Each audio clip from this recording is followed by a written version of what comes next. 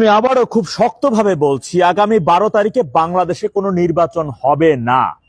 12 তারিখ কেন, ইউনূসের অধীনে বাংলাদেশে কোনো প্রকার নির্বাচনই হবে না, কোনো তারিখে নির্বাচন হবে না।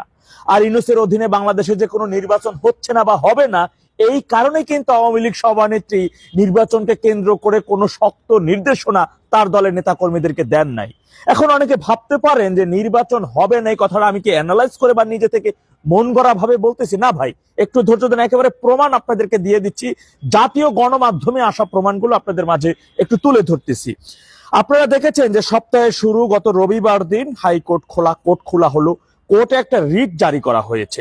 রিটে জাতীয় পার্টি ও এনডিএ প্রার্থীদের মনোনয়ন কেন বাতিল হবে না, হাইকোর্টের রুল।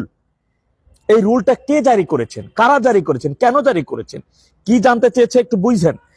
জাতীয় পার্টি ও এনডিএ প্রার্থীদের মনোনয়ন কেন বাতিল হবে না জানতে চেয়ে হাইকোর্টের রুল। হাইকোর্টের প্রশ্নটি এখন জানতে চাইছে নির্বাচন কমিশনের কাছে। প্রশ্নের উত্তর দিতে হবে আগামী 15 দিনের মধ্যে, অর্থাৎ আজকে 28 তারিখ নির্বাচন, অর্থাৎ আজকে 13 তারিখ, নির্বাচনের বাকি আছে আর মাত্র 28 দিন, 12 তারিখে নির্বাচন। তো 15 দিনের মধ্যে কেন এখন আর এই রুল কেন এখন আসলো, কারা কেন করলো এই রুলটা? এখন বলতে পারেন জাতীয় পার্টির সাথে নির্বাচনের সম্পর্ক কি, জাতীয় পার্টি না আসলে কি, জাতীয় পার্টি তারা নিষেধাজ্ঞা অনেক আগে থেকে চেয়ে আসছিল।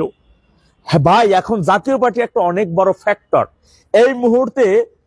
মূলত আপনার রাজনৈতিক দল হাতে গোনা 3টে আছে, আপনি জাতীয় পার্টিকে ছেলাবেলা মনে করলে হবে না। তো বিএনপি, জাতীয় পার্টি আর জামাত, এছাড়া বাকি যেগুলোকে দেখেন এদের কি ওই রকমের খানা আছে আপনার মনে হয়?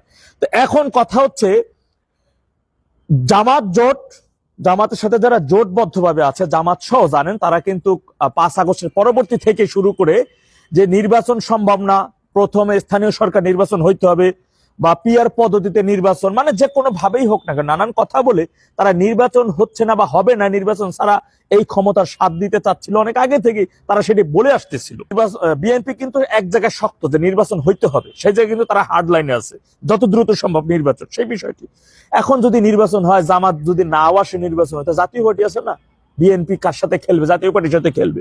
জাতীয় পার্টি বিরোধী দল, বিএনপি ক্ষমতায় 14, 18 এবং 24 নির্বাচনের মতো, যেটা জাতীয় পার্টি যখন আসছে। সুতরাং এখন জাতীয় পার্টি অনেক বড় একটা ফ্যাক্ট। তাহলে এখন জাতীয় পার্টিকে নিষিদ্ধ বা তার প্রার্থীদের বাতিল করার জন্য এই রিটটা কেন করা হয়েছে, আসুন একটু আপনাদের বলি যে কেন, কারা কিসের জন্য রিটটা করেছে। গত 9 জানুয়ারি, বুঝলেন, রিট কিন্তু করছে 11 জানুয়ারি। 9 জানুয়ারি লেভেল প্লেইং ফিল্ড নেই, সুষ্ঠু নির্বাচন সম্ভব নয় বলছে জামাত। নির্বাচনে নিরপেক্ষতা নিয়ে শঙ্কা রয়েছে, নাহিদ ইসলাম, এনসিপি, তিনি কথাটা বলছেন 10 তারিখ। 9 তারিখ বলছে কি জামাত।